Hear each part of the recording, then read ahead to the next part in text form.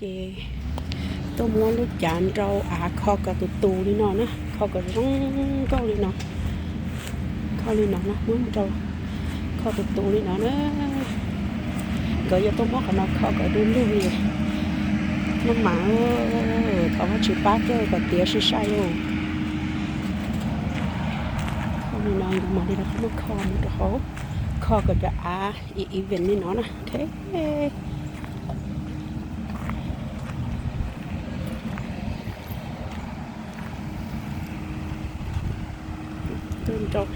nhưng nó tôi qua vào chế lỡ là lỡ phó ta ra bé là bé phó ta ra nhưng phó nhiều đi nó trồng cái dư sữa đời nữa chị nó tôi cho họ lửa nó thia chỉ tan đó là nó chị ở chỗ này mình nhọt cái trồng to thì nó thế mà hơi do bị gì chấp lỡ lỡ nó là tôi muốn cho nó kho cò xì dần đó cái rong câu cái chả nó xì dần đó mà màu ấy nuôi kho rồi nè chị nói thì gọi là giờ một kho nữa nó là cái tốt kho cái thay nó có ý dạng dầu nữa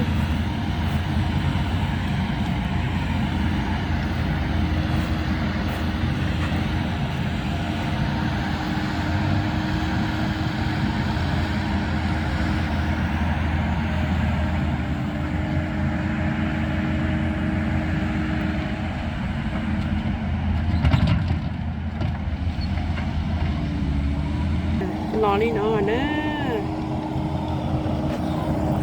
cho lò plia người cho lò plia nó có xử dần nó là tón đâu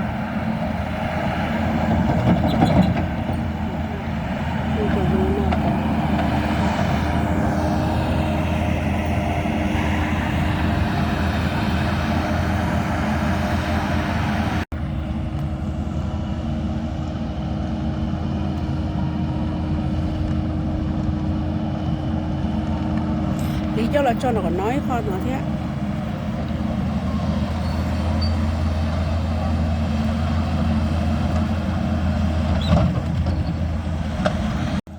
nó chơi nửa bay lỏng lúc nó lại chưa nữa nó giờ lúc giờ muốn lùa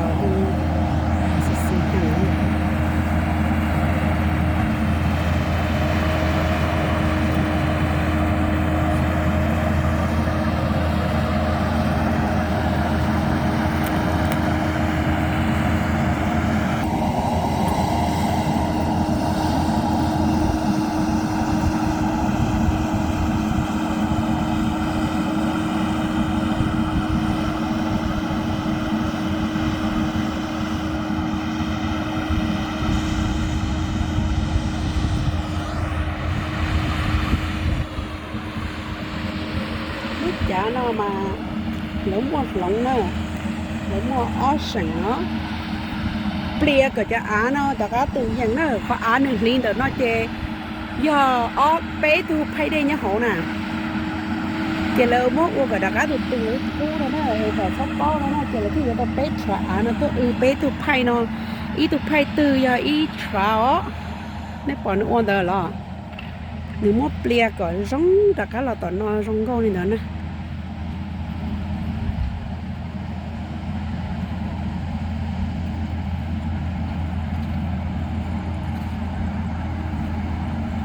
nó nói cho nó mới xuyên plia là cho nó có sự sử dụng ra rong câu được cô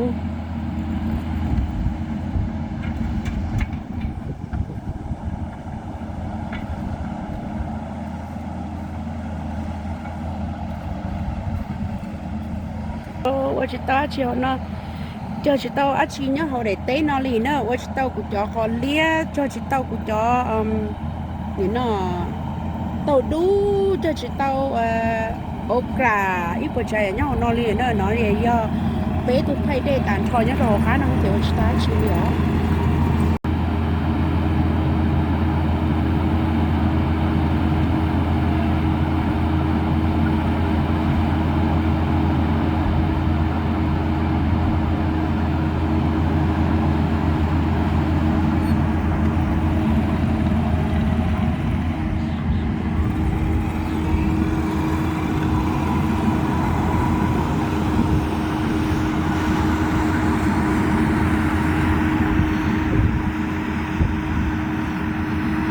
nữa là có ta sẽ thổ phải nổ trong cha nữa mà đi là các thay thổ phải nổ lò một sẽ là một bia tô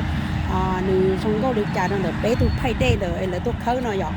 họ là khơi bé tụ phải đê giá ta là cũng cho đó nên bỏ nó chê bé tụ phải đê nữa nó họ là thế là bé cho nó to chê ta xin nó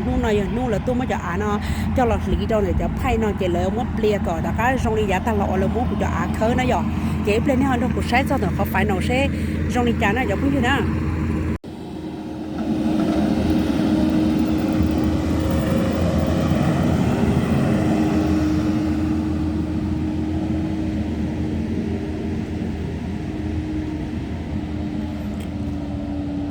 chỉ nói chuyện cái giờ là muốn bỏ tụt tơ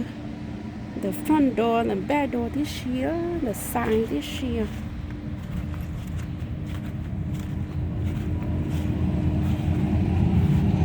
cậu lên đó nữa rồi mà kho nữa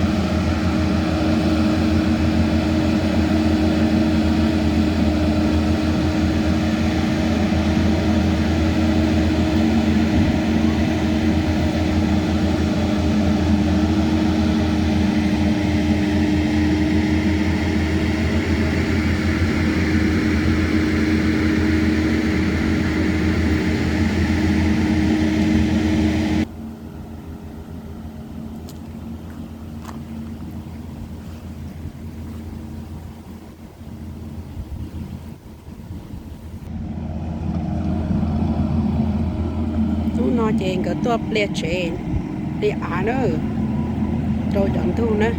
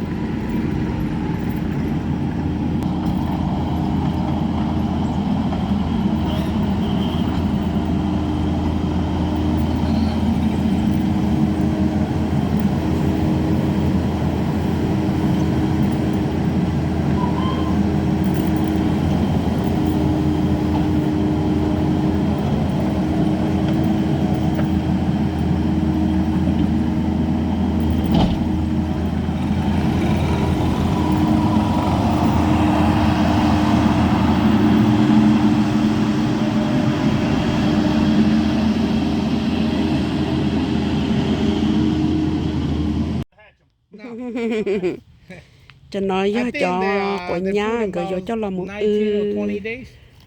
So you hatcher, so they cho lúc trẻ thì gọi like rong the cao hatcher lên this morning, từ so they bring outside. this morning. Okay. That was what they was bringing you this morning? Yeah. The baby chick? Mm-hmm. So how many cow you the baby cow you sell for per year? Maybe twice, right? You best. Uh-huh. They put them on feedlots. They just feed them grain. And they, Yeah. Dạ. Ta xin nó cái món kho ta ra rong chèn cái bò nhỏ trâu nó cái bò chỉ bò nhỏ nhỏ bò cho nhẹ quá. Cho nó là món chả. Hay sao? Straw lo. Ồ. Ồ. Bò nhá nó ok là món nhỏ bò nhá rồi.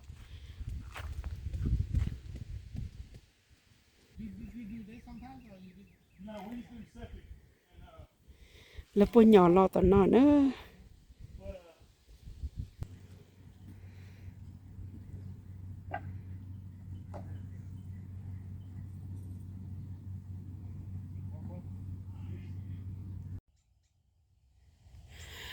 chị ta chỉ nó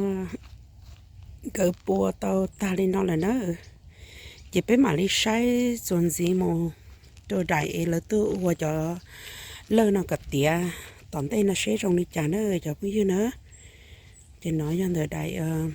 cái tôi bùa cho nông nhỏ cái tôi chế nông nhỏ nữa